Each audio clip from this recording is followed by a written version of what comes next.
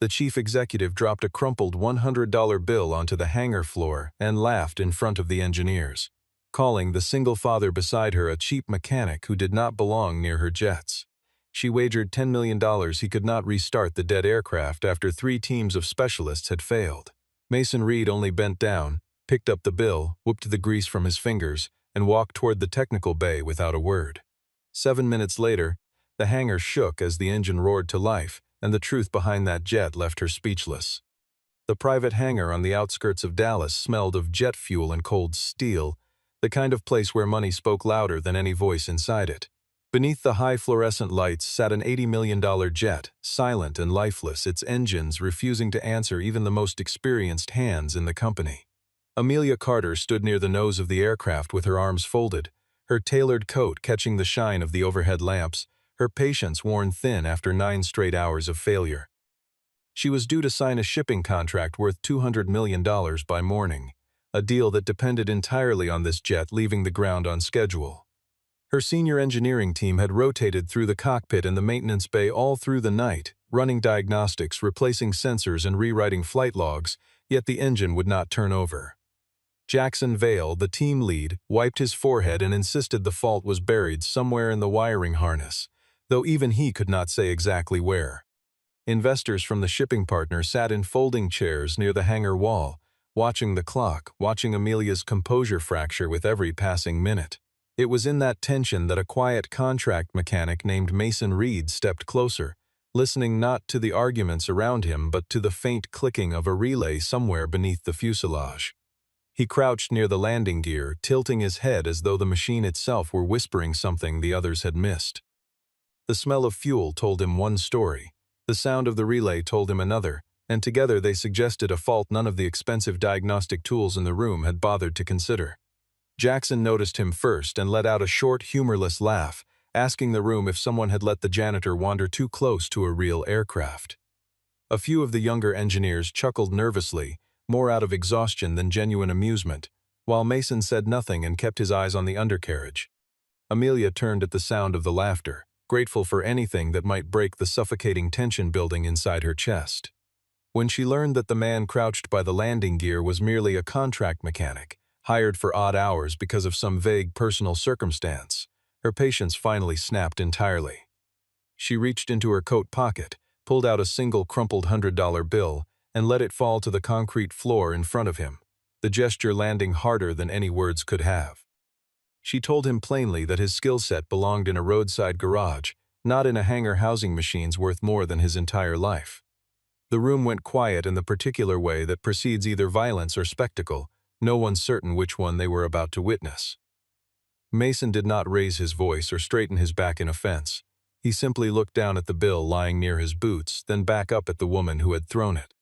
Amelia, emboldened by his silence and desperate to reclaim some sense of control in front of her investors, offered a wager she fully expected to win without effort. If he could restart the jet within 7 minutes, when 3 professional teams had failed across 9 hours, she would pay him $10 million on the spot. Laughter rippled through the hangar again, sharper this time, confident in the impossibility of what she had just proposed.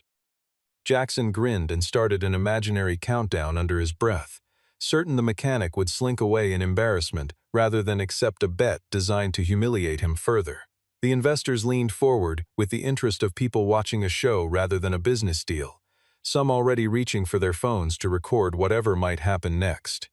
Mason let the silence stretch a moment longer, the way a man does when he has already decided something the rest of the room has not yet understood. Mason bent down slowly and picked up the crumpled bill, brushing the grease from his fingers before folding it into his shirt pocket without a trace of anger on his face. He did not smile, did not gloat, and did not offer any of the sharp retorts that might have satisfied the watching crowd. Instead, he asked for 3 things in a voice too calm for the room he stood in: that every auxiliary power source be shut down completely, that the left technical bay be opened for him, and that no one touch the control panel while he worked. Amelia arched an eyebrow, half convinced this was theater meant to buy him time before he inevitably admitted defeat. Jackson scoffed and muttered to the nearest engineer that the man was clearly stalling, buying himself a graceful exit rather than a genuine attempt at repair. Still, Amelia gave the order, more out of curiosity than belief, and watched as the hangar lights dimmed slightly when the auxiliary systems powered down one by one. Jackson, unwilling to let the moment pass without asserting himself, walked to the wall panel and started a visible countdown timer, letting the red digits glow above the jet like a verdict waiting to be delivered. He wanted everyone in the room to watch Mason fail against the clock rather than in silence. Mason ignored the timer entirely and lowered himself into the open technical bay, pressing his palm flat against the cool metal casing near the fuel line. He closed his eyes for a moment, the way a physician might rest two fingers against a patient's wrist, feeling for a rhythm rather than reading a printout. The engineers around him had spent 9 hours trusting screens and diagnostic software, but Mason trusted the subtle vibration traveling up through his palm. Language machines had spoken to him long before any of these men had entered the industry. Within seconds he understood that the failure had nothing to do with fuel pressure or spark timing at all. The problem, he realized, was buried in the electronic fuel lockout system, a safety mechanism designed to prevent ignition under unsafe conditions. Somewhere in that system a single component had been swapped, its specifications altered just enough that the jet's own computer had decided, correctly by its programming, that it should never start. It was not damage in the traditional sense, not a broken part crying out to be replaced, but a deliberate falsehood fed into the aircraft's logic, causing it to protect itself from a threat that did not exist. Mason traced the wiring with steady fingers, already forming a picture of what had been done and, more troublingly, who might have done it. He said nothing of his suspicions yet, choosing instead to keep his focus on the physical task in front of him while the countdown numbers ticked downward behind his back. Amelia watched him work with a strange, unfamiliar curiosity, noticing the economy of his movements, the total absence of hesitation in a man everyone in the room had already dismissed. Jackson's confidence began to waver slightly as the seconds passed without the failure he had been counting on, though he covered it by loudly reminding everyone how many experts had already tried and failed at this exact task. Mason simply reached deeper into the bay, his hands moving with the quiet certainty of someone who had done this kind of work long before anyone here had learned his name. When the first minute passed, Mason had already traced the fuel line from the tank to the injection manifold, running his fingers along each joint in search of a leak or a loose coupling that the diagnostic software might have overlooked. He found nothing wrong there, which told him as much as finding a fault would have, narrowing the problem further into the electronic systems rather than the mechanical ones. The countdown behind him read 6 minutes remaining, its red glow reflecting faintly off the polished fuselage, though Mason worked as if the clock did not exist at all. Amelia found herself glancing between his hands and the timer, unable to decide which one deserved more of her attention. By the second minute, Mason had opened the pressure regulator housing, unscrewing the casing with practiced ease and examining the internal seals for signs of tampering. The regulator itself was fine, but the wiring harness feeding into it bore the faint marks of having been disconnected and reconnected more recently than the maintenance logs would suggest. Jackson, sensing the mechanic's growing focus, stepped closer to the bay under the pretense of offering assistance, though his real intention was to disrupt Mason's rhythm and remind the room who was supposed to be in charge. Mason simply shifted his shoulder to block the intrusion, never once losing his place in the wiring diagram forming inside his mind. The third minute ticked by with Jackson hovering uncomfortably close, asking pointed questions about procedure that Mason answered only with silence, his attention entirely consumed by the task at hand. By the fourth minute, Mason's fingers found what he had been searching for, a small security chip embedded near the fuel lockout controller, its casing subtly different from the specification plate bolted beside it. It was the kind of substitution only someone with intimate access to the aircraft could have made, a chip designed to trigger false lockout signals under specific, deliberately engineered conditions. Amelia, watching from a few feet away, began to feel the first cold edge of suspicion creep into her own certainty about her team. In the fifth minute, that suspicion sharpened into something closer to dread as she realized the sabotage, if that was truly what this was, had come from inside her own operation rather than from any outside threat. Mason worked faster now, though his hands never betrayed panic, each motion deliberate even as the clock pressed toward its final moments. In the sixth minute, he pulled a short length of wire from his tool roll and fashioned a manual bridge across the compromised circuit, rerouting the signal path around the falsified chip entirely rather than attempting to remove it under time pressure. It was an improvised solution, the kind that came only from years of understanding not just how a system was supposed to work, but how it could be coaxed into working despite deliberate damage. As the seventh minute began, Mason closed the technical bay panel and rose to his feet, wiping his hands on a rag before signaling calmly to the pilot seated in the cockpit to attempt ignition. For a moment nothing happened, and the silence in the hangar stretched taut enough that even Jackson stopped breathing. Then the engine caught, a low growl building rapidly into a full, thunderous roar that rattled the metal walls and sent a visible tremor through the concrete floor beneath everyone's feet. The entire hangar fell into stunned silence, broken only by the deep, steady sound of an $80 million aircraft finally, impossibly, coming back to life. Amelia stood frozen as the engine's roar settled into a steady, powerful hum, her mind struggling to reconcile what she had just witnessed with everything she had believed only minutes earlier. A man she had dismissed as unworthy of standing near her aircraft had accomplished in 7 minutes what her most credentialed engineers had failed to achieve across 9 grueling hours. The investors who had been watching with detached amusement now rose from their folding chairs, breaking into applause that echoed strangely off the hangar's high metal ceiling, their earlier boredom replaced entirely by genuine astonishment. Some of them exchanged glances that suggested this unexpected turn might make for a better story than the contract signing they had originally come to witness. Mason did not bask in the moment or turn to acknowledge the applause building around him. He walked back toward Amelia with the same unhurried pace he had shown throughout the entire ordeal, reached into his shirt pocket, and placed the $100 bill back on a nearby workbench without a word of triumph. When he finally spoke, his voice remained level, almost gentle, as he told her plainly that the aircraft had not simply broken down on its own, that what she had witnessed was not mechanical failure but something engineered to look that way. Amelia's expression shifted from disbelief to something colder, more alert, as the implications of his statement began to settle over her. Jackson's face had drained of color the moment the engine started, and it grew paler still when Mason mentioned the word engineered in front of the assembled investors. He tried to interject, suggesting loudly that the mechanic was simply grandstanding to inflate his own reputation after a lucky guess, but his voice cracked in a way that undercut his own argument. Amelia held up a hand to silence him, her eyes fixed on Mason instead, and asked the only question that seemed to matter in that moment. What did he actually want from her, now that he had won a bet no one believed he could win? The hangar waited, investors and engineers alike, curious whether this quiet man would demand money, position, or public credit. Mason's answer surprised nearly everyone present, delivered without hesitation and without any hint of negotiation in his tone. He said he did not want the $10 million for himself, not in that moment, and instead asked only that every contract mechanic and hourly technician on her payroll be paid the wages they were currently owed, wages that had been delayed for months under vague budgetary excuses. Amelia blinked, caught off guard by a request so far removed from the greed she had assumed motivated him, and for the first time since he had entered her hangar, she looked at him not as an inconvenience but as a person she genuinely did not understand. It was a small thing to ask, financially speaking, yet it revealed something about him that unsettled her far more than the 7-minute miracle had.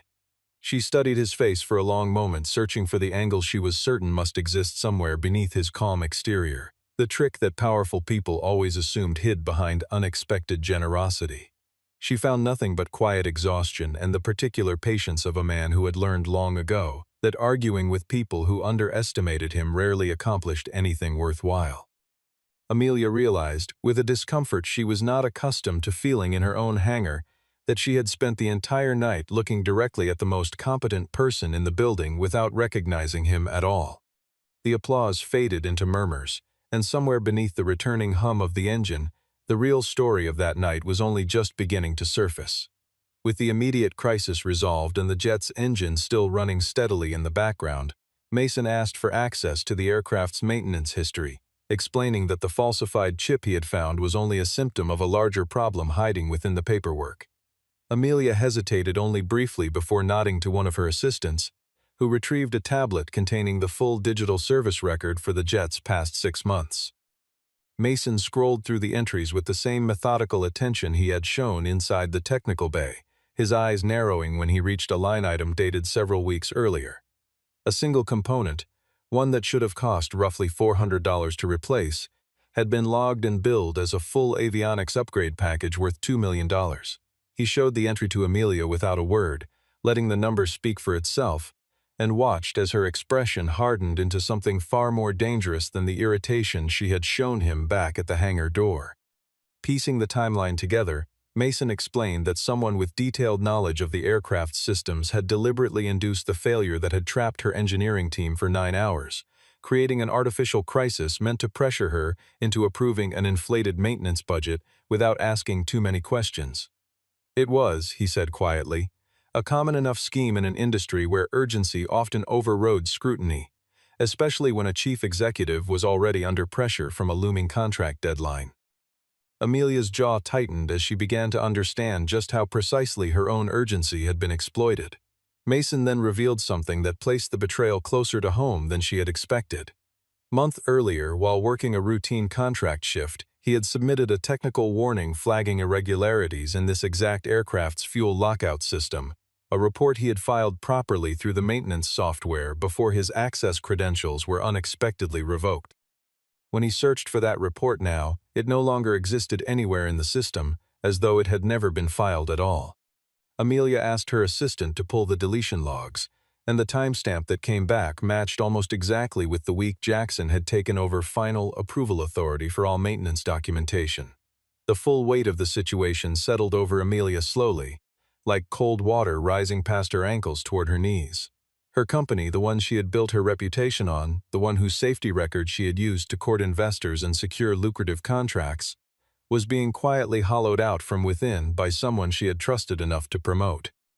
She felt her carefully maintained composure beginning to slip, not from public embarrassment this time, but from the private unsettling recognition that she had missed something happening directly under her own authority.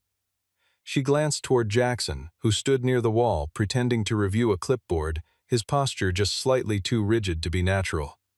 Mason, watching her absorb the implications, offered one final piece of information before stepping back to give her room to think.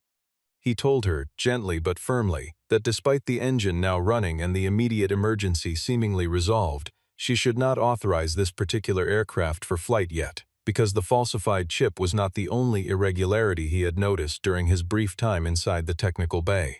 Something else, something potentially more dangerous, had caught his attention in the hydraulic lines feeding the flight control surfaces, a detail he had not yet had time to fully investigate. Amelia looked at him then with an expression that mixed gratitude, suspicion, and something close to fear, uncertain which of those feelings deserved to win out. The shipping partners' representatives, unaware of the deeper crisis unfolding inside the hangar, sent word through Amelia's assistant that the jet needed to be airborne before the day's end or the entire $200 million agreement would be forfeited to a competing carrier. Amelia read the message twice, feeling the familiar weight of business pressure pressing against the new, more troubling knowledge Mason had just given her. Every instinct built over years of running a company screamed at her to simply close the hangar doors, thank the mechanic for his help, and get the jet into the air before anyone asked further questions. Yet something about Mason's quiet warning refused to let her dismiss it as easily as she wanted to. Jackson, sensing an opportunity to regain control of the narrative, stepped forward and insisted loudly that the aircraft was now fully operational and ready for departure, urging Amelia to authorize the flight immediately before they lost the contract entirely. His urgency, Mason noted silently, seemed less about the deadline and more about closing the conversation before anyone examined the hydraulic system too closely. Amelia caught the same undertone, though she kept her expression neutral, unwilling to reveal how much her trust in Jackson had already begun to erode over the past half hour. She asked him directly whether the secondary hydraulic system had been inspected as part of tonight's diagnostics, and he answered too quickly, claiming it had passed every check without issue. Mason interjected calmly, explaining that if the jet took off under current conditions, there was a real possibility the secondary hydraulic backup could lock the flight control surfaces mid-flight, a failure that would leave the pilot with dangerously limited ability to steer the aircraft. It was not a certainty, he admitted, but the risk was significant enough that no responsible technician would clear the plane for departure without first confirming the system's integrity. Amelia found herself caught between three competing pressures pulling in different directions: her company's reputation, the enormous financial cost of losing the shipping contract, and the basic, undeniable obligation to ensure the safety of everyone who might eventually board that aircraft. For a moment, old habits crept back into her thinking, and she wondered aloud whether Mason was exaggerating the danger to leverage more concessions from her, perhaps angling for a permanent position or additional compensation beyond what he had already requested. The suspicion left her mouth before she fully considered it, and she saw something flicker across his face. Not anger, but a weary familiarity with being doubted the moment his usefulness seemed to reach its natural limit. Rather than argue, Mason simply walked back to his tool roll, retrieved a small pressure gauge, and asked one of the younger engineers standing nearby to help him take a direct reading from the hydraulic line in question. The technician, a young woman the crew called Riley, agreed without hesitation, having watched Mason work with a precision that had already earned her quiet respect. Together they took the reading in front of Amelia and the assembled investors, and the gauge confirmed exactly what Mason had warned about: pressure levels inconsistent with a properly functioning secondary system, fluctuating in a pattern that suggested a compromised seal somewhere deeper in the line. Riley looked up at Amelia and confirmed plainly that the mechanic was right, that flying under these conditions would be a serious gamble with the pilot's life, and possibly others aboard. Amelia felt the last of her hesitation give way, replaced by a colder, clearer understanding of just how close she had come to signing off on a disaster. Jackson's composure finally cracked under the weight of the pressure gauge reading, and rather than accepting responsibility, he pivoted sharply, raising his voice to accuse Mason of having sabotaged the hydraulic system himself in order to manufacture a crisis he could then heroically solve for financial gain. It was a bold accusation, delivered with enough confidence that several of the newer engineers exchanged uncertain glances, unsure whether the story they had just watched unfold might actually be an elaborate con rather than genuine skill. Amelia's expression hardened, though not entirely in the direction Jackson had hoped, her earlier trust in him already too damaged to accept his claim without scrutiny. Still, in front of investors and with $200 million hanging in the balance, she could not simply dismiss the accusation without at least appearing to investigate it. She called for hangar security, a decision that seemed to satisfy Jackson far more than it satisfied her own instincts, and asked that Mason's belongings be checked as a formality before the situation escalated any further. Mason did not resist or protest, standing calmly with his arms slightly raised as two security officers approached him under the harsh overhead lights. He understood, perhaps better than anyone else in that hangar, how quickly a man without status could be turned from hero to villain in the span of a single accusation, and he had long ago stopped expecting fairness from rooms like this one. The search proceeded in front of the same investors who had applauded him only 20 minutes earlier, their expressions now shifting toward wary suspicion. One of the officers reached into the inner pocket of Mason's work jacket and withdrew a small electronic component, holding it up for the room to see. It was, Jackson announced triumphantly, clear proof that Mason had planted a duplicate of the very chip responsible for the original failure, evidence that he had engineered the entire crisis from the start. Gasps rippled through the crowd, and even Amelia felt a fresh wave of doubt rise in her chest, though something about the timing struck her as too convenient, too perfectly aligned with Jackson's own desperate need to redirect blame. Mason looked at the component calmly, recognizing it immediately as a part he had never touched, let alone carried into the hangar himself. He did not raise his voice or plead his innocence the way a guilty man might have, choosing instead a single measured request that seemed almost too simple given the gravity of the accusation against him. He asked that someone review the footage from the technical bay's internal camera, the one positioned directly above the fuel lockout system he had worked on for the entirety of those 7 critical minutes. If he had truly planted evidence or sabotaged anything, the footage would show it plainly, and if he had not, the same footage would clear him just as decisively. Amelia turned to her assistant and instructed that the recording be pulled up immediately on the nearest monitor. Jackson's confident posture faltered for the first time since the accusation began, a subtle shift Amelia caught even amid the chaos of the moment, his eyes darting briefly toward the exit before he forced himself to remain still. The assistant worked at a nearby terminal, fingers moving quickly across the keyboard while the room waited in tense silence, the only sound the low, steady hum of the jet engine that had started this entire chain of events. When the assistant finally looked up, her expression carried a confusion that immediately deepened the unease already spreading through the hangar. The footage, she reported quietly, was gone, deleted from the system entirely sometime within the last hour. The announcement that the footage had vanished sent a fresh murmur through the hangar, and for a brief moment Jackson allowed himself the smallest flicker of relief, believing the missing evidence would settle the matter entirely in his favor. Without proof to contradict his accusation, he assumed the room would default to suspicion of the outsider rather than the trusted engineering lead they had worked alongside for years. Amelia, however, did not share his relief, her attention fixed instead on Mason's calm, almost unbothered reaction to the news that the one piece of evidence capable of clearing him had simply disappeared. A guilty man, she suspected, might have panicked at such a development, yet Mason merely nodded, as though he had half expected exactly this outcome. He explained, in the same unhurried tone he had used throughout the entire ordeal, that the internal camera feed was never the only record of what happened inside that technical bay. Aircraft of this particular model, he said, were manufactured with an independent maintenance recorder, a legacy safety feature installed years earlier and largely forgotten by newer engineering teams who relied exclusively on modern digital logging systems. It operated on its own isolated circuit, disconnected from the primary network entirely, which meant it could not be accessed, altered, or deleted remotely by anyone working through the hangar's standard security terminal. Amelia stared at him, both intrigued and increasingly unsettled by how much this man seemed to know about an aircraft he had only just been allowed to touch that evening. She asked, carefully, how a contract mechanic hired for irregular shifts would possess such detailed knowledge of a legacy system most of her own senior staff had apparently forgotten existed. Mason held her gaze for a long moment before answering, his expression unreadable in a way that suggested the answer carried more weight than the question itself implied. He was not simply a mechanic who had gotten lucky with a stubborn engine, he said quietly, but someone who had once worked directly on the certification program for this exact jet model, years before circumstances had pulled him away from that kind of work entirely.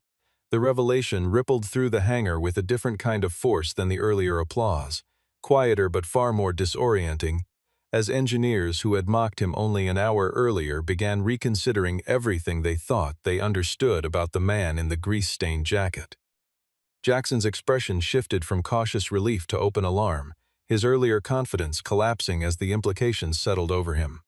If Mason truly had access to knowledge this deep, then his earlier warning about the hydraulic system had likely been correct as well, and the independent recorder he had just described would almost certainly contain footage Jackson could neither delete nor explain away.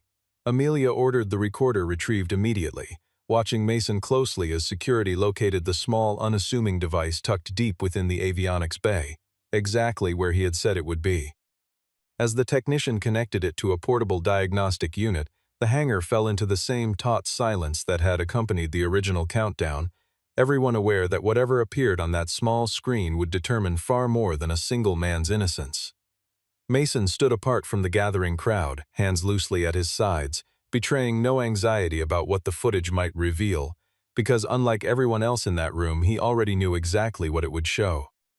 The recorder's footage, once loaded onto the portable diagnostic unit, played back in grainy but unmistakable clarity, showing Mason's hands moving methodically through the technical bay exactly as he had described, with no trace of the tampering Jackson had accused him of committing. It also showed, in the minutes before Mason had even arrived, a second figure working alone near the same panel, a figure whose posture and build were unmistakably Jackson's own. Amelia watched in silence as the timeline confirmed everything Mason had suspected from the very beginning, the falsified chip installed not by the mechanic accused of the crime, but by the engineer who had accused him. With the immediate suspicion lifted and the room's attention shifting entirely to Jackson, Amelia turned back to Mason, her earlier hostility replaced now by a quiet, searching curiosity she could no longer suppress. She asked directly what had brought a man with his evident background to accepting irregular contract work in a hangar, where people barely acknowledged his presence. Mason considered the question for a long moment, aware that the answer touched on parts of his life he rarely discussed with strangers, let alone with the woman who had thrown money at his feet only an hour earlier.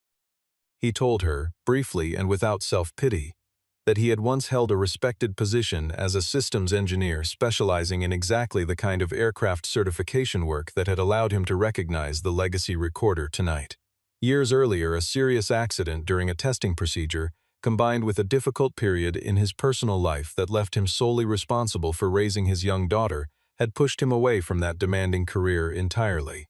He had needed flexible hours more than prestige, needed to be present for a small girl who depended on him completely, and contract mechanical work, however undervalued by people like Jackson, had given him exactly that freedom.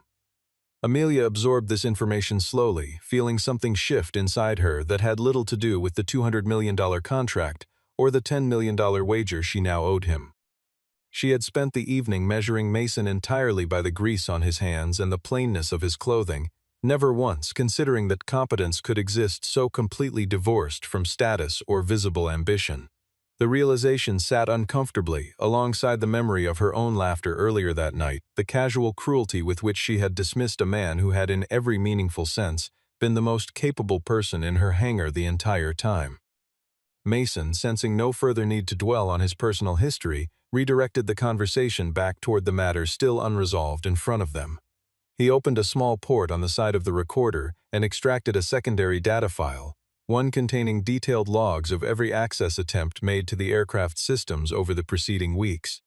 The data confirmed, in precise timestamps impossible to dispute, that Jackson had not only installed the falsified chip, but had also been the one to alter the maintenance records and quietly erase Mason's original warning from the company's servers months earlier. The evidence finally existed in a form no one in that hangar could argue away. Amelia turned to face Jackson with an expression that had lost every trace of the warmth she once extended to him as a trusted lead engineer, replaced instead by a cold, deliberate calm that frightened him far more than open anger would have. She asked him plainly, in front of the investors and the assembled staff, to explain the falsified maintenance entries, the deleted warning, and now the recorder footage, placing him alone at the panel before the failure had even begun. Jackson's earlier bravado dissolved almost immediately, his shoulders sagging as he realized the evidence stacked against him had grown too complete to argue away with confidence or misdirection. He offered an explanation that sounded, even to his own ears, thin against the weight of what had just been revealed. He spoke of relentless pressure from above to inflate departmental budgets, of quarterly performance targets that seemed designed to reward exaggerated repair costs rather than honest maintenance, and of a system that had quietly encouraged this kind of behavior long before he had ever touched the fuel lockout chip himself. Amelia listened without interrupting, though her expression made clear that context, however real, did not excuse the danger he had knowingly created inside an aircraft meant to carry human passengers. Mason, still holding the secondary data file, mentioned quietly that the falsified entries were not isolated to this single jet, and that a broader review of the maintenance logs revealed similar inflated invoices tied to at least 3 other aircraft within the company's fleet. Amelia's stomach tightened at the implication, understanding immediately that this was not a single lapse in judgment but a pattern stretching across her entire operation, one that could have resulted in far worse outcomes than a delayed contract signing. The scale of it forced her to confront an uncomfortable truth about how much authority she had allowed to accumulate in the hands of people she had never adequately questioned. For a moment, the old instinct toward damage control flickered through her thinking, the familiar corporate impulse to quietly resolve the matter internally, protect the company's reputation, and avoid the kind of scandal that might unravel investor confidence overnight. She glanced at the assembled investors, aware that her next words would shape not only Jackson's fate but the trajectory of her own leadership going forward. After a long pause, she chose differently than her instincts urged, deciding that concealment now would only compound the danger already created by months of hidden falsification throughout her fleet. She announced, calmly and without hesitation, that Jackson would be suspended immediately pending a full legal investigation into the falsified records and the deliberate endangerment of the aircraft and its intended passengers. Security escorted him from the hangar without further protest, his earlier confidence entirely extinguished, replaced by the quiet dread of a man who understood the consequences awaiting him. Amelia then turned to her remaining staff and ordered that every contract mechanic and hourly technician whose wages had been delayed under Jackson's budget manipulations be paid in full by the end of the week, a promise she intended to keep regardless of the cost it placed on her own department. With Jackson removed from the hangar and the immediate crisis of blame resolved, the practical work of actually clearing the aircraft for safe departure still remained ahead of them, and Mason turned his attention fully toward that task. He gathered the remaining engineering staff, including Riley and several others who had spent the night following Jackson's increasingly desperate instructions, and proposed a complete methodical inspection of every system the falsified records might have touched. Rather than performing the inspection alone and simply announcing the results, as he easily could have given his obvious expertise, he chose instead to walk the younger technicians through each step, explaining not just what to check, but why each check mattered. Amelia observed this choice with quiet interest, noticing how naturally Mason shifted from solitary problem solver to patient instructor once the immediate danger had passed. He never spoke down to the technicians or made them feel foolish for having missed what Jackson had hidden from them, understanding perhaps better than anyone in that hangar how easily good people could be misled by someone they trusted in a position of authority. Riley, in particular, absorbed his guidance with visible eagerness, asking questions about the hydraulic system and the fuel lockout mechanism that revealed a genuine hunger to understand rather than simply follow procedure.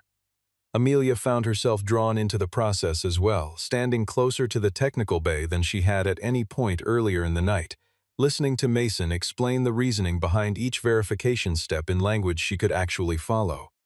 It struck her somewhat uncomfortably how rarely she had taken time to understand the technical realities beneath her company's operations, preferring instead to trust reports and summaries handed up to her by people whose motives she had never seriously questioned. She resolved, quietly and without announcing it to anyone, that this particular oversight in her leadership would not continue past tonight. The full inspection took nearly 2 hours, methodical and unhurried despite the looming contract deadline, because Mason refused to rush a process meant to guarantee human safety regardless of the financial pressure bearing down on the company.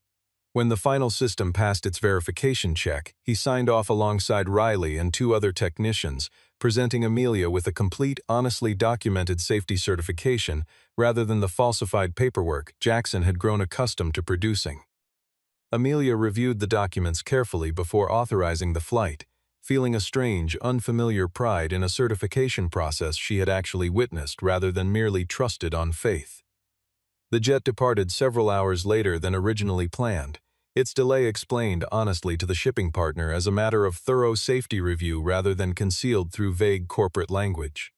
To Amelia's genuine surprise, the partner's representative responded not with anger but with something closer to relief and respect, telling her plainly that a company willing to delay a lucrative contract for the sake of verified safety was exactly the kind of partner they wanted to continue working with long-term. Mason, watching the jet climb steadily into the evening sky from the hangar entrance, declined every suggestion that he step forward as some kind of public hero for the cameras that had begun gathering outside.